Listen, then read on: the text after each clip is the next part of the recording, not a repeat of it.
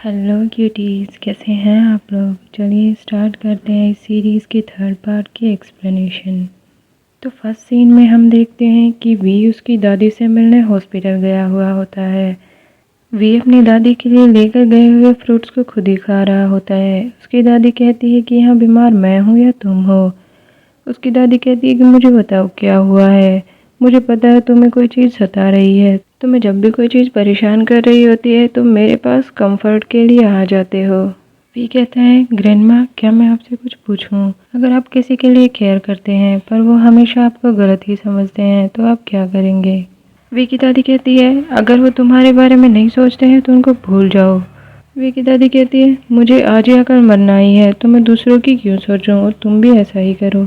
We कहता है, हाँ आप सही कह रही हैं, मुझे उनके बारे में सोचने की कोई ज़रूरत नहीं है। वी की दादी कहती है, तुम्हारे जैसे हैंडसम लड़के को किसी की चिंता नहीं करनी चाहिए। नेक्स्ट सीन में हम देखते हैं चू, उसकी माँ रात और उसके पापा जियोंग पुलिस स्टेशन जाने के लिए घर से बाहर निकलते हैं और शान उन्हें कहता है कि मैं भी आपके साथ चलता हूँ, मैं ही उनसे फाइट कर रहा था और मैंने उनके फेसेस देखे हैं। पर चू कहती है कि ग्रैंडपा अगर उन लोगों ने आपकी आईडी मांगी तो हम मुसीबत में पड़ जाएंगे, इसीलिए आप घर पे ही रहिए। और ऐसा कहते हुए वह निकल जाते हैं। तभी शान घर के अंदर आता है और वह वी के दिए हुए उसी फ्रूट बैग को देखता है और उसे बहुत रिग्रेट होता है कि उसने वी को ऐसा क्यों कहा, क्योंकि उसकी गलती भी नहीं थी। शान को बहुत बुरा लग रहा होता है और वह उसी ओपेरा थिएटर में आकर बैठ जाता है। वह वी के बारे में ही सोच रहा होता है। तभी उसे 5 कलर स्टोन पॉइजन का पेन होना स्टार्ट हो जाता है और वह दिन में ही एक बच्चा बन जाता है। शान जो कि अब एक बच्चा है वह उठता है और कहता है, ये तो न्यू मून नाइट नहीं है। फिर ऐसा कहते हुए बाहर निकल जाता है। बाहर हम देखते हैं कि वही दो आदमी जिन्होंने काला मास्क और काले कपड़े पहन रखे होते हैं वह आ जाते हैं। वह कहते हैं कि बॉस ने हमें इस लड़के की फोटो दिखाई थी, यह बच्चा बन सकता है और यह वही बच्चा है। शान अब छोटा बच्चा है इसीलिए वह उनसे नहीं लड़ सकता है। वह उनसे बचने की कोशिश करता है और उनमें से एक के हाथ पर काट लेता है। तभी वहाँ वी आ जाता है और वह उसे बचाने की कोशिश करने लगता है। वह उन दोनों से फाइट करता है पर वह इतना स्ट्रांग नहीं है। वे उन दोनों को पहचान लेता है। वी कहता है, तुम तो वही हो जिन्होंने शान के हाउस पर रॉबरी करी थी।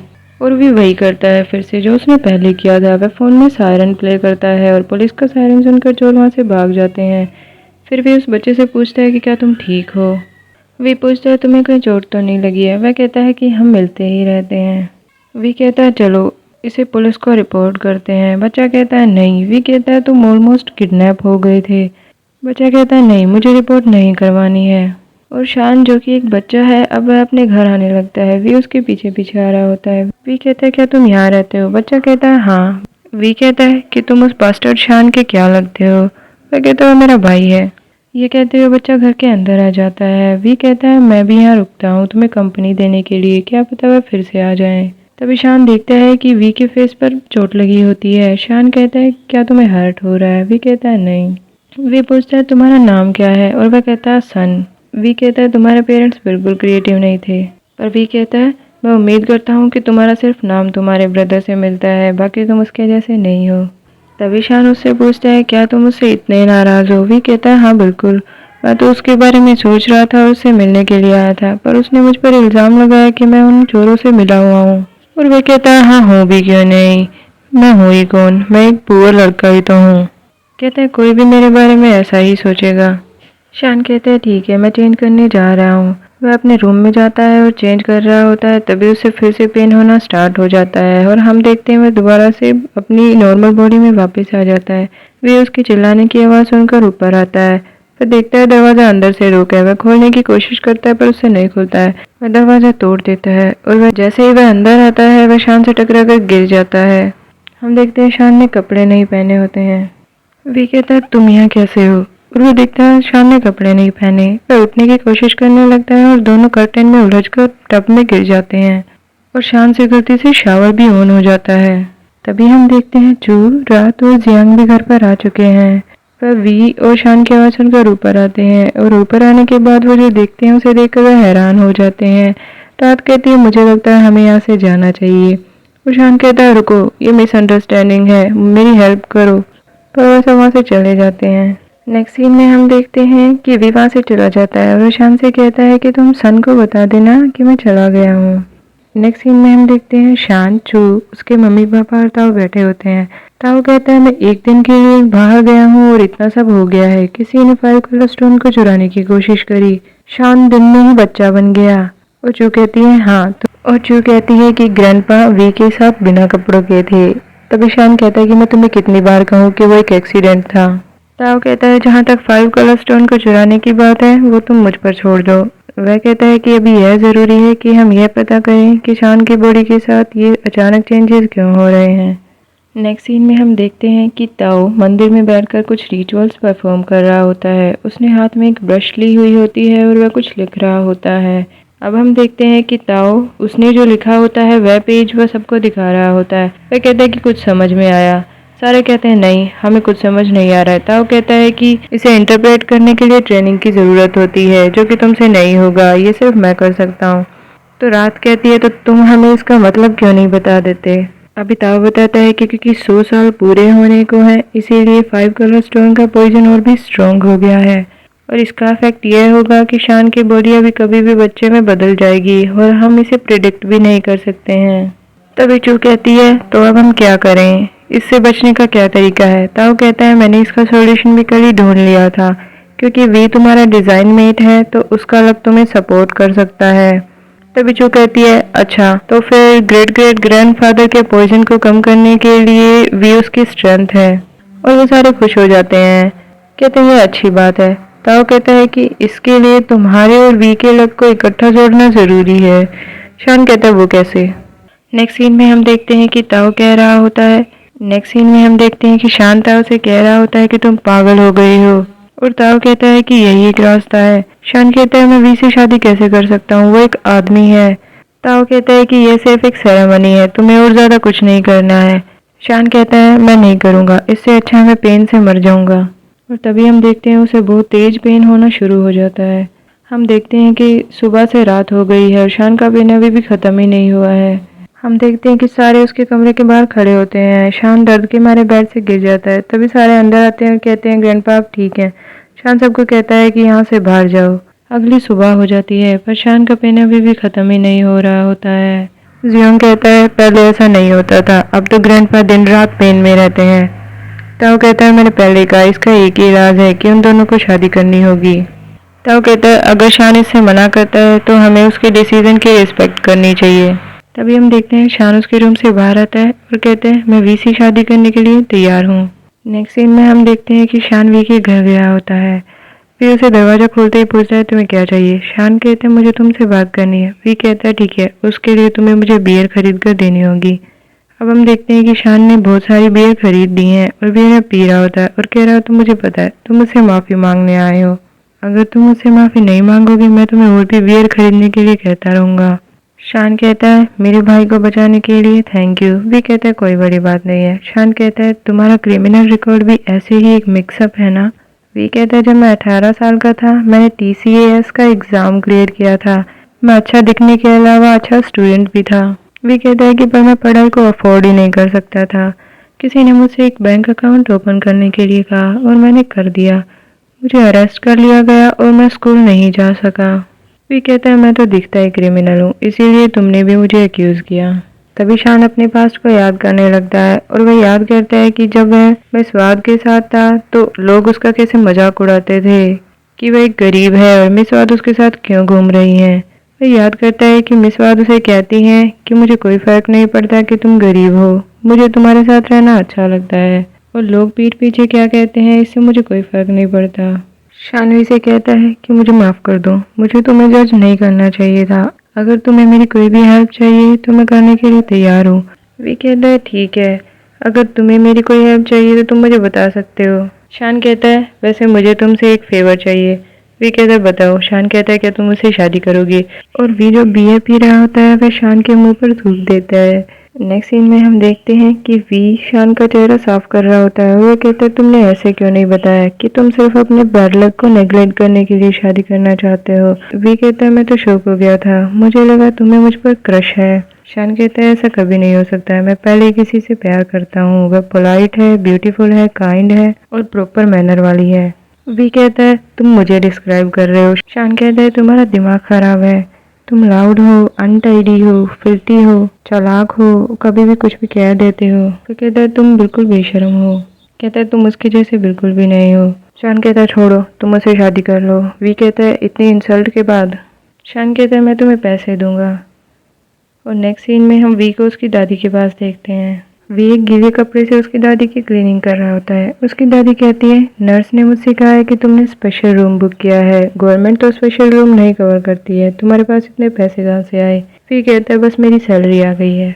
और वह कहता है रूम इतना भी एक्सपेंसिव नहीं है। वी की दादी कहती है तुम कुछ गलत तो नहीं कर रहे हो। वी कहता है नहीं। वी कहता है कि आपको वो लड़का याद है जिसके बारे में मैं कल बातें कर रहा था, मैं उससे शादी कर रहा हूँ। वे कहता है कि उस लड़के ने कहा है कि उसको उसका बैड लक नेगलेक्ट करने के लिए मेरी ज़रूरत है और वह मुझे पैसे भी दे रहा है। उसकी दादी खुश हो जाती है। वह कहती है वाह मेरा ग्रैंडसन सेटल हो रहा है। वी कहता है मैं कोई सेटल वेटल नहीं हो रहा हूँ, ये एक फेक वेडिंग है। उसकी दादी कहती है तो क्या हुआ, ये फिर भी वेडिंग ही है और नेक्स्ट टाइम तुम जब भी आओ तुम्हारे हस्बैंड को साथ लेकर आना। वी कहता है कि वो कोई मेरा हस्बैंड नहीं है, उसे तो मैं पसंद भी नहीं हूँ। और उसकी दादी कहती है पर तुम्हें तो वो पसंद है। और भी शर्मा जाता है। वह कहता है दादी सब्जेक्ट चेंज कर लो ना। और उस कपड़े को अपने मुंह पर रगड़ने लगता है। उसकी दादी कहती है इसे अपने फेस पर नहीं मेरे पैर पर रगड़ो। नेक्स्ट सीन में हम देखते हैं चू उसके मम्मी पापा और शान सभी शादी के लिए तैयार होते हैं। और चू कहती है ग्रैंडपा बहुत अच्छे लग रहे हैं।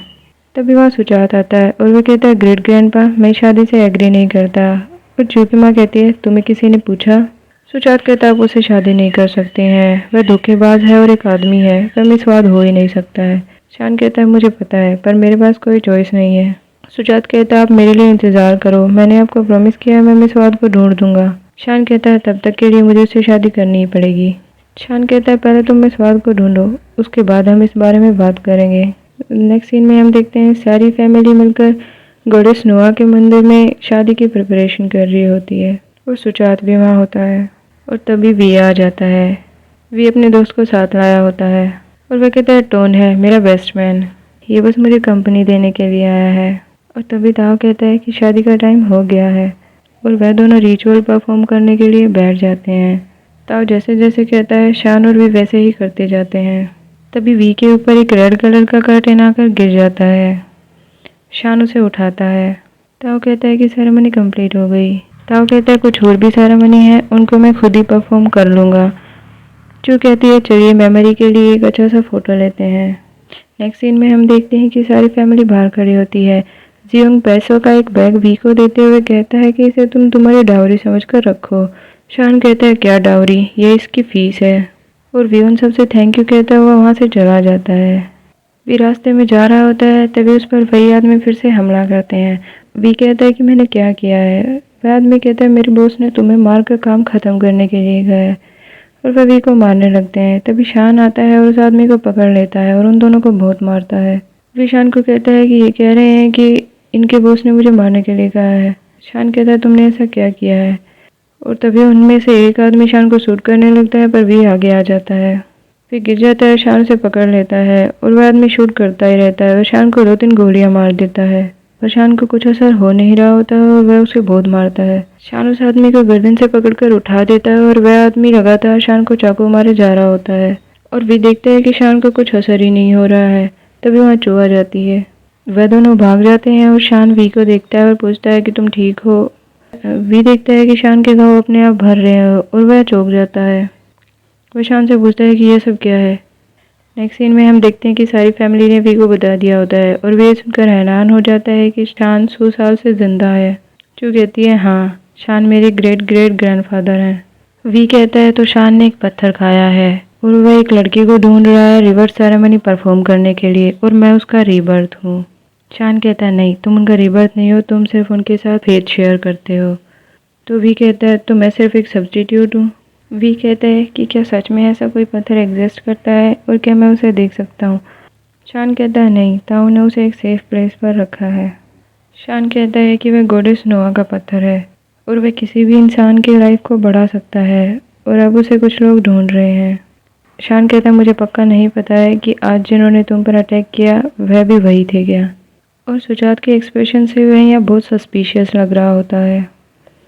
नेक्स्ट सीन में हम वी को देखते हैं जो कि स्टोर पर काम कर रहा होता है।